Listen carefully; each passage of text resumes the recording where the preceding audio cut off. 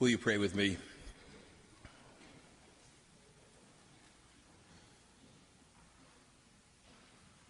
O holy and mysterious God, out of the noise and busyness,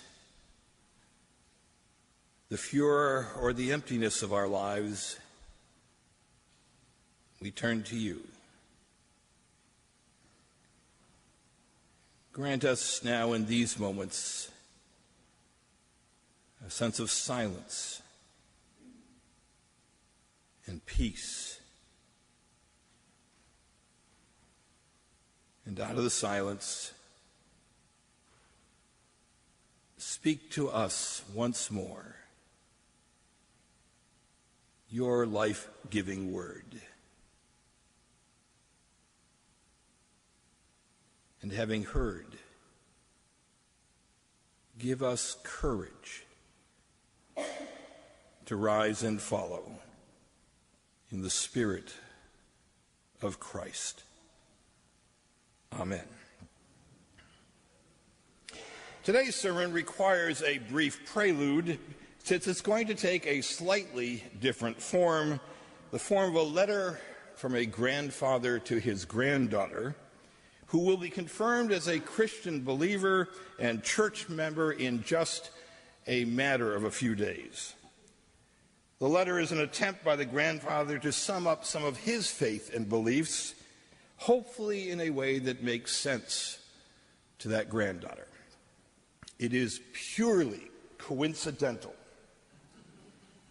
absolutely coincidental, that my own firstborn granddaughter expects to be confirmed here in this sanctuary next Sunday morning. Be that as it may, I am addressing this letter to an anonymous granddaughter because it is never a good idea to pull your family into a sermon.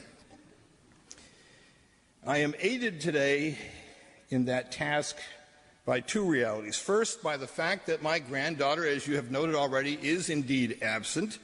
Since she's off on a confirmation retreat with Liz and Quinn, we have swapped roles for 24 hours. And second, because my granddaughter rarely listens to me anyway,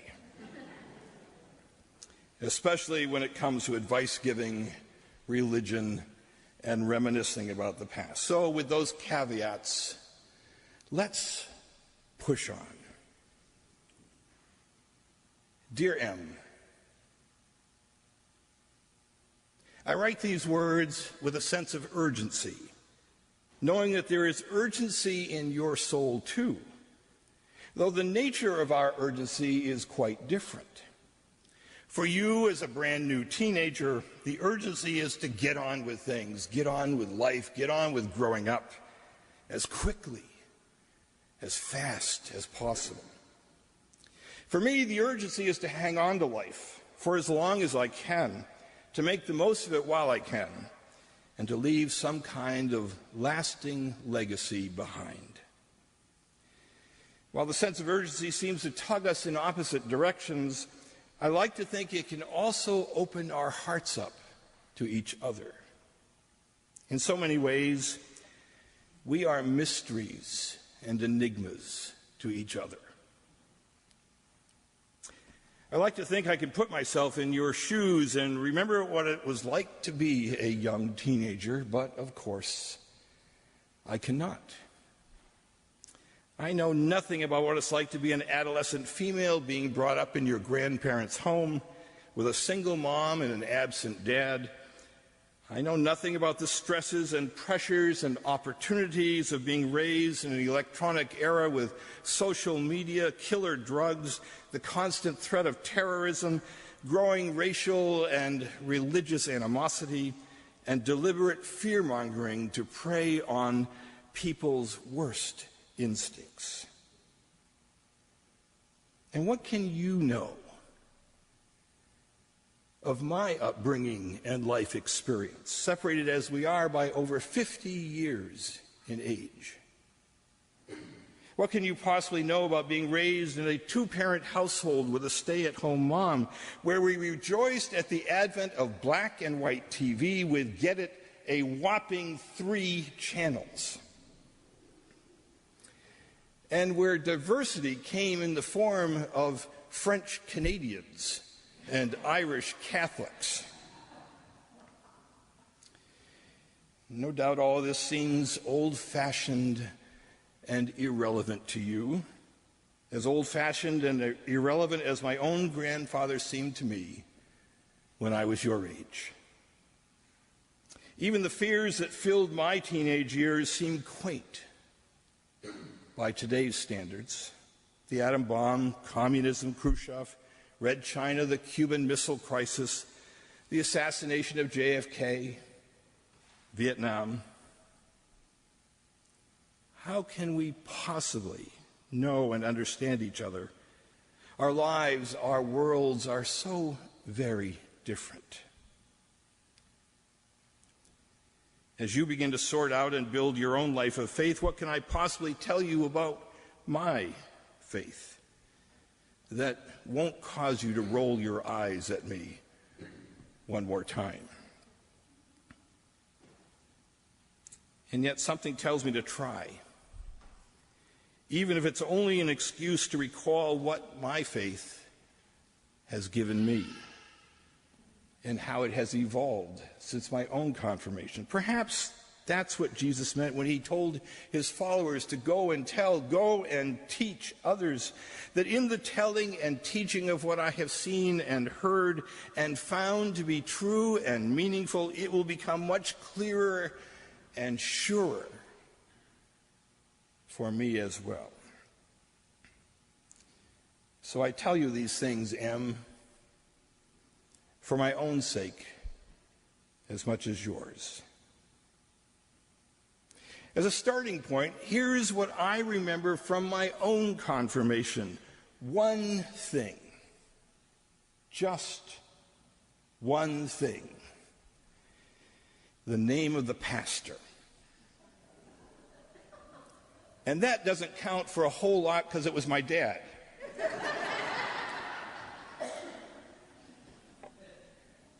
Wherever my faith has taken me in life, it wasn't because of what happened during confirmation. So think of confirmation as the starting point of faith. Though the truth, whether we know it or not, is that faith really begins at birth, as we learn the meaning of trust and love. When Jesus' disciples went off on retreat at the end of their 3-year confirmation class, there seems to be only 2 things to be said about them. One, they were still all together, except for the one who dropped out. And 2, they knew who Jesus was. Sort of. If that first confirmation class, led by the master teacher himself, couldn't get everyone on the same page in terms of what to think and believe, then it's okay, Em, for you and me to have different ideas about the meaning of Christian faith.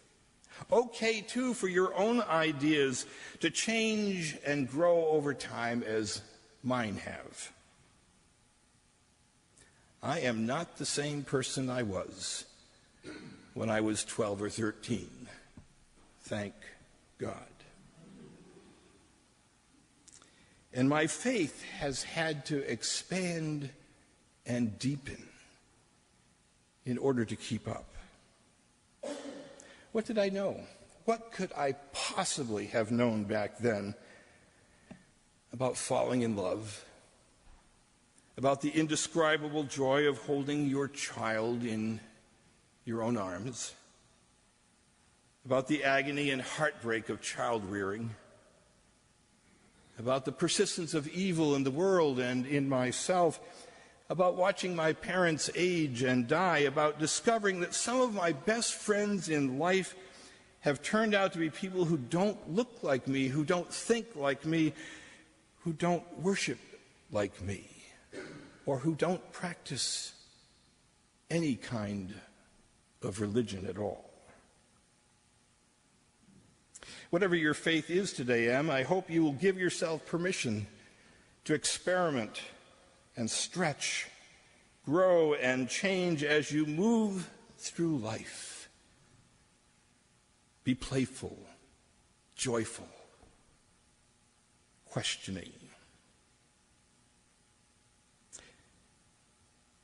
Close to that, I hope you will never forget to pause in wonder, or to pause and wonder at the beauty and joy and mystery of life. Despite its many flaws and disappointments, the great Jewish theologian and biblical scholar Abraham Heschel was once asked what he considered his greatest gift to be. This was his answer: my ability to be surprised. For far too long, I made the grand mistake of thinking that religion is all about having the right beliefs or making the right moral choices or living a certain way. If I could go back, and do it over, I'd try to learn earlier what I've only learned really in the last 10 years or so. That communing wordlessly with God, touching the hem of Jesus' garment, marveling at the sunrise or sunset, the expanse of the ocean and the grandeur of the mountains, looking for the face of God in each person I meet, saying, thank you, I'm sorry, I love you, I forgive you, as often as I can. These are the beginning and the essence of true religion and true faith. You've sure got a running start on all this, Em, since you're so much freer with your emotions than I ever was, especially at your age. I may not always appreciate your emotional outbursts, but in my better moments, I recognize them for what they are: gifts of God and pathways into the heart of God. Much as Jesus and the disciples made time for all of this by going off for themselves on retreat to a high and quiet mountain, be sure, Em, to carve out time and opportunities in your life for listening to the voice of the holy and the word of truth that you alone can hear, and that comes from deep inside, as well as from who knows where. At the same time, celebrate the gift of community that enfolds you. There's no such thing as a solitary human being, and no such thing as a solitary Christian. We find our identity in the company of others, and we find our way through life with the help of others.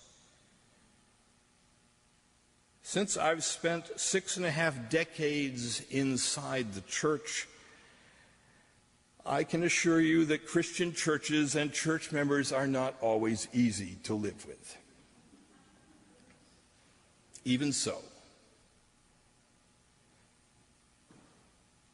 the support they offer and the good they do are almost impossible to beat. Don't try to go through life on your own. Find a group of people who share your values and beliefs, or at least some of your values and beliefs, and treat them like the best thing on this side of heaven, because that's exactly who they are. Perhaps you've noticed the wristband I started wearing a month or two ago. It's a way to remember my friend David, who dropped dead in the prime of his life 3 months ago. David was one of the most alive people I have ever known. He was raised in a Christian home, but as an adult, he rarely went to church. Still, he was by far one of the most godly, Christ-like people I ever knew. He was gentle, compassionate, generous, loving, incredibly positive, and full of life. The kind of person who filled up his life every day to overflowing so that it splashed out on anyone who got close to him. 3 months after his death, he still feels wonderfully alive and present. I can't wish for anything more than that for you, Em. Live life large. Don't skimp on it. Don't waste it. Don't be cautious or timid or fearful with your one wonderful life. And no matter what, remember that I will always love you and will always be there for you. Even if I don't always get you, even if I don't always agree with you and your choices in life, even if you say you don't like me and don't want me around, I will always be there for you. Whenever your world comes crashing down, whenever it seems that life is too hard and harsh, cruel and unjust, whenever you lose your hope, your strength, your sense of purpose and direction,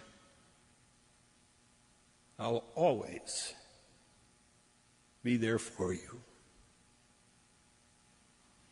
Love, Abba.